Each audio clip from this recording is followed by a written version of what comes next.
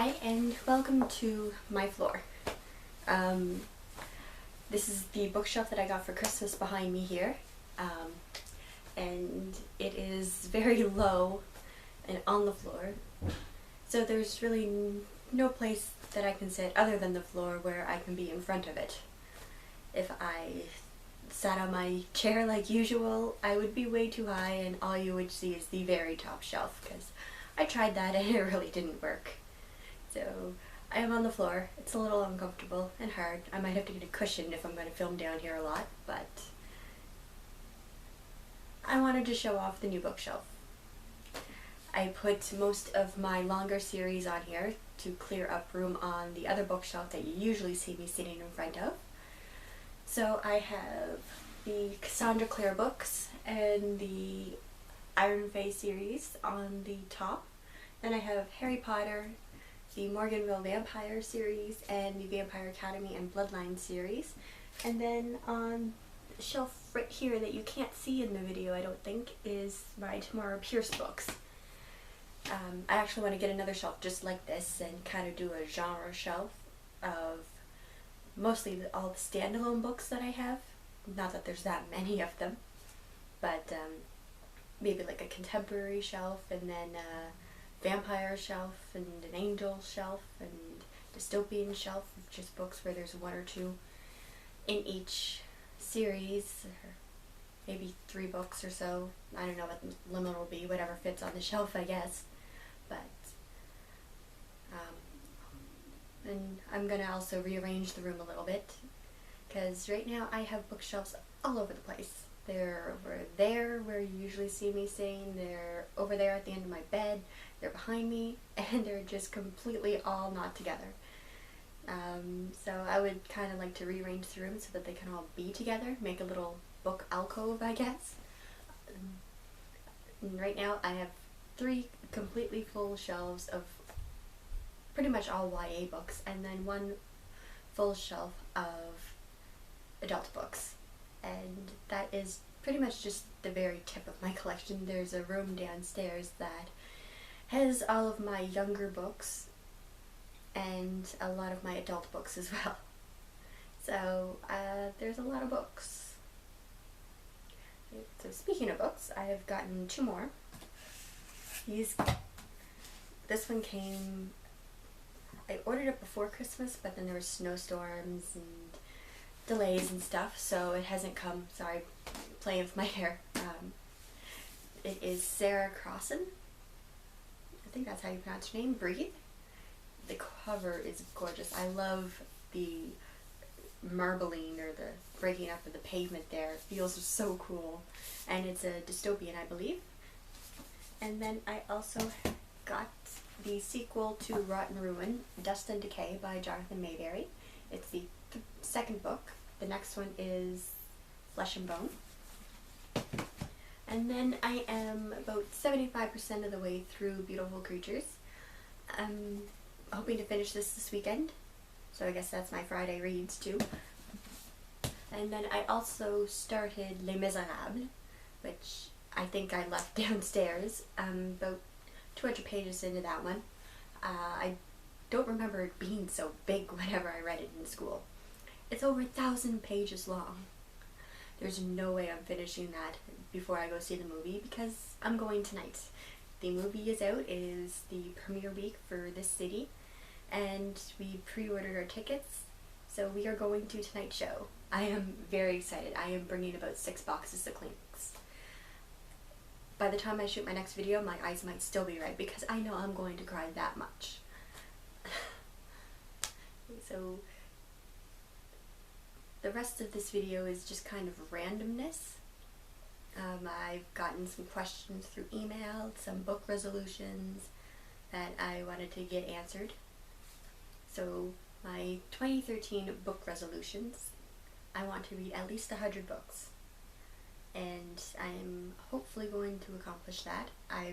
It's actually a little low compared to last year. Last year was 150. But I am really hoping to be able to work more this year and earn more money and buy more books. So hopefully I will be able to reach that goal. Then I also want to read 5 classics.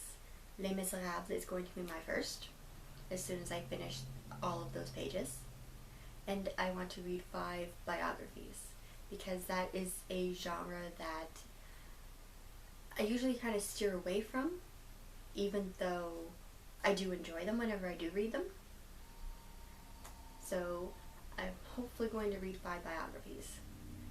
And then I have some movie goals as well. Oh, I almost forgot. 5 debut authors as well for 2013. I'm hoping to find some really great authors coming out in this year. And then kind of going on that, I also want to watch 5 movies from first-time directors in 2013 and 10 historical movies, because I love history. I am kind of obsessed with history. I just find it really interesting, and I know not a lot of people like history, but it's something that I've always loved for some reason. And then the questions that I am going to answer, I have one from Janice, and she saw my video on the New Year's Eve where I was wearing my pirate's costume, and she wanted to know what are some of my favorite costumes that I've worn. So I had to look through all of my costumes. I have a lot more than I thought, so if anybody wants to see them all, I'll do a video on that as well.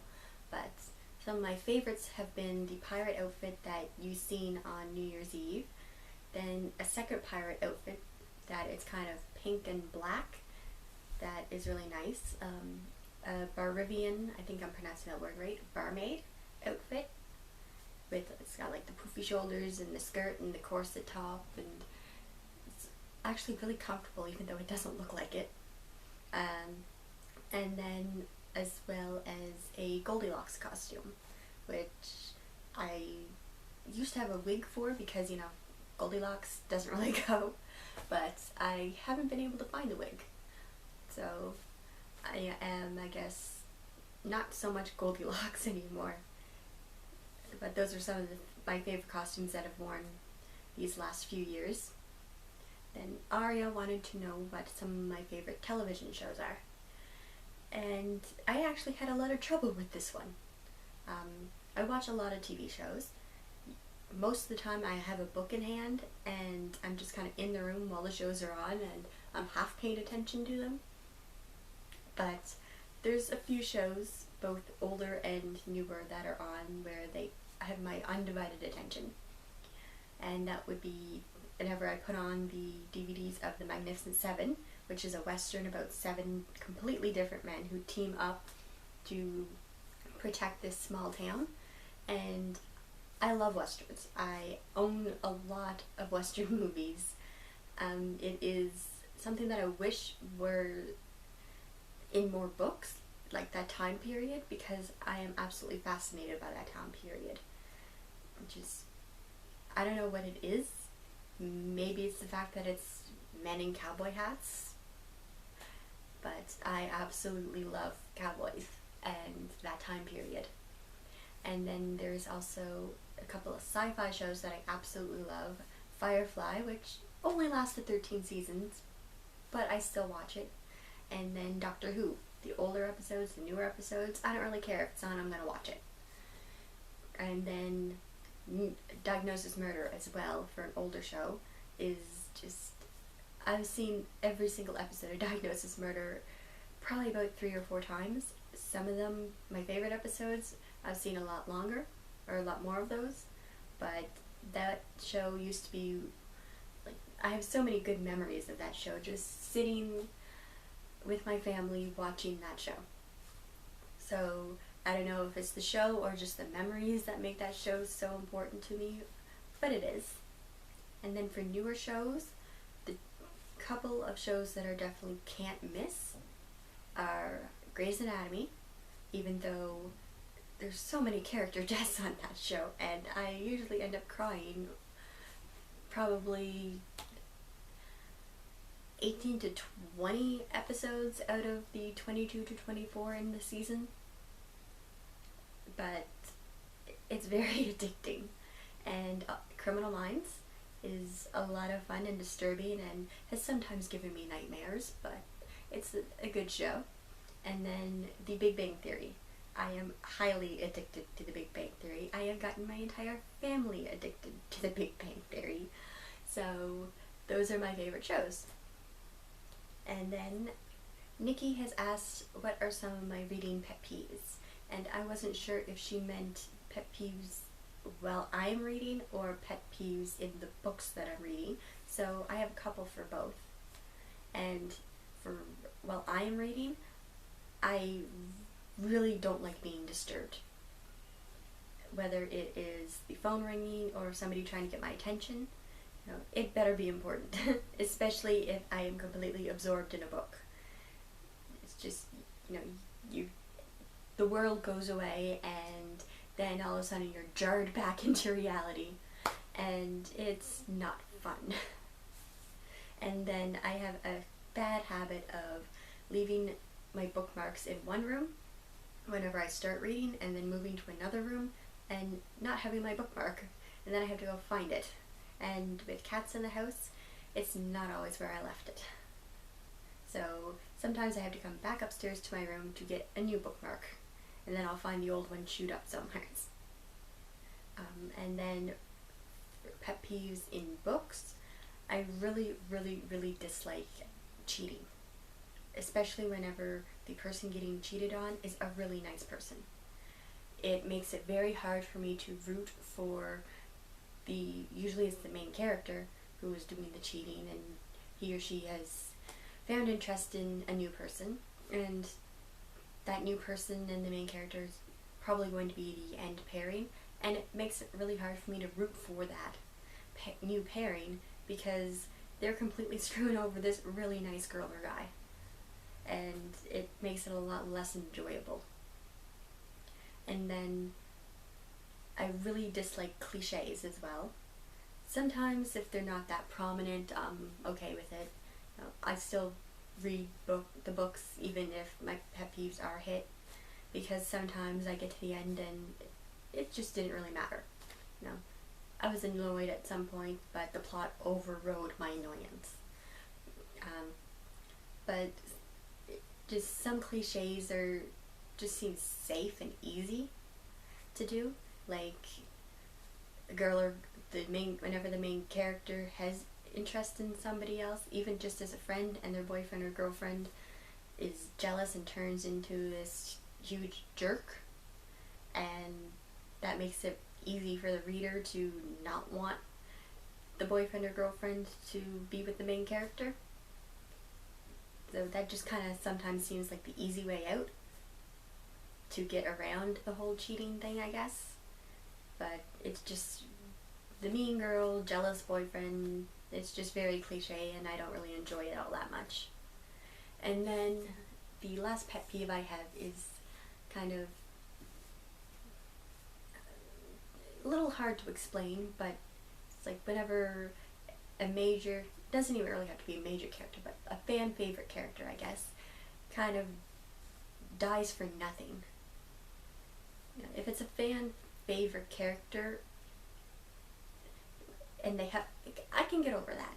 If a character has to die, I understand that it happens, and I might bawl my eyes out, and 3 months down the road I might still be pissed off, but I think that's a good thing. That a character can touch you so much that long after you've read about their death, you're still angry. Somebody did their job right if that happens. And that's definitely happened to me. There's character deaths where I can look over at my bookshelves right now and be like, I remember that. I really hated that. And if there's not that, I guess, satisfying end to a character where you're getting all this good angry emotion and their death was just kind of unnecessary and pointless, I get mad about that too, but in the bad way, because fan favorites kind of deserve more than that, I guess. Especially if it's at the end of a really long series and you spent 6, 7, 8, 9 years growing up with this character, and then all of a sudden they're dead because they walked into traffic or they did something that was ridiculous. And it's just like, what? You know, they don't have to die a hero or anything like that, but it just has to be, I guess, meaningful and anger-inducing in the good way. So that's it for this video. I would love to hear what some of your pet peeves are, some of your favorite costumes that you've worn throughout the years, what books you plan on buying for 2013 and what your resolutions for 2013 are, and as well as some of your favorite TV shows and things like that. Whatever you want to mention it. So the next video up will probably be a review of the Vincent Boys and the Vincent Brothers. I've read both, so I'm just going to combine them into one review. And my hair's in my face again. And that is about it, I think. So I will see everybody next time.